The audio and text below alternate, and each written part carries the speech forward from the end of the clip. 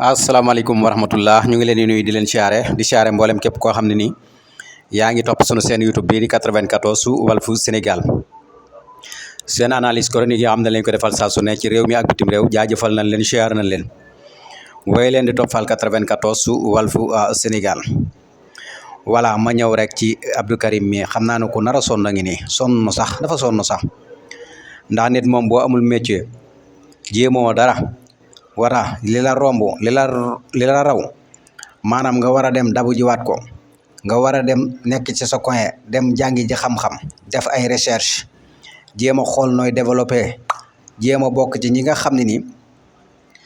dañuy développé Sénégal ku dem nga dem ku demul nga dem waaye yow lan nga fas yéenee def ñoo xam ni yow fi mu toll nii yëguñu ñi sax am Abdou Karim am na nga nekk fii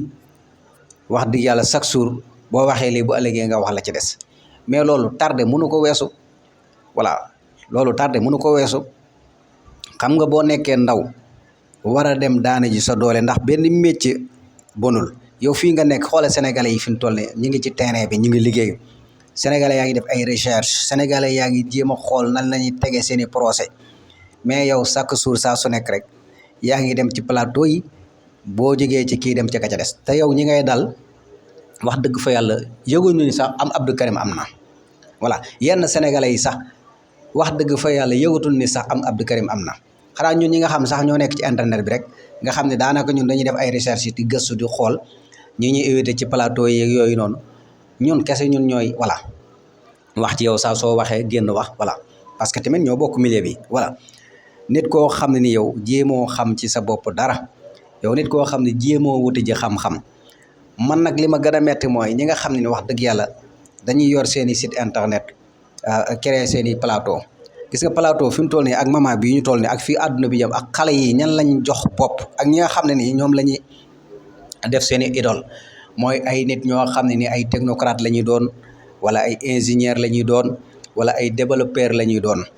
ay formation la ñuy war ci internet bi mais waruñu ay Abdou Karim de parce que da leen di tardeel parce que li muy wax di yàlla kenn mënu cee jëlee xam-xam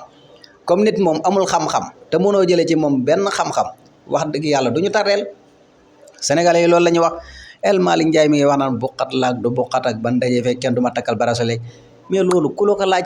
kenn laaju la ko te boo ko waxee waxi kasaw-kasaw la rek waxi voilà yu kenn xamut la voilà ay wax yoo xam ne mooy loolu mooy amutoo lenn loo wax yow fi mu toll amutoo lenn loo wax yow fi mu toll luy salteer luy yàq loolu rek nga te yow nag loolu mooy bett nga ñëpp wax dëgg yàlla ndax nit koo xam ne nii dafa amoon engagement amoonu yoon nekkoon ci aw yoonam mu dem ba maanaam yoon wi am ñoo ci àndal am ñoo ci nekkandooloon ñooña dem bàyyi la fi dañuy xam ne kan da ngaa war a toog xalaataat xoolaat bu baax a baax a baax Abdou Karim mii ak Abdou Karim moo woon voilà nit du nax boppam nit du toog di nax boppam toog nii di wax ci nit nii yomb na ñëpp a ko man maa ngi nii di wax ci yow nii parce que li nga wax ci El Malick Ndiaye tax ñii dañuy liggéey dañ leen a dénk réew mi voilà waaye toog ni xam-xam dañ koy indi mu xam-xam ñu leer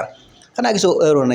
ñaa barki demoo Njaay la fi mu toll ni plateau yëpp mi ngi koy toj ci xam-xam lay wax yam ci xam-xam attaqué wul kenn waxul kenn dara loo xam ne voilà te xale bu ndaw la barki demoo Njaay rek la génn xoola ñaata xale ñoo koy topp mu nekk seen idole ñu bëgg a mel ni moom waaye Abdou Karim yow soo waxee xale yëpp du mooy naan kii sa waay li muy wax doo xam-xam ñun doxatuñ ci yii xanaa nga war a dem noppalu voilà yow comme nu nga woo gëstu ji voilà nu nga woo gëstu xam-xam nu nga woo gëstu dara aywa nga toog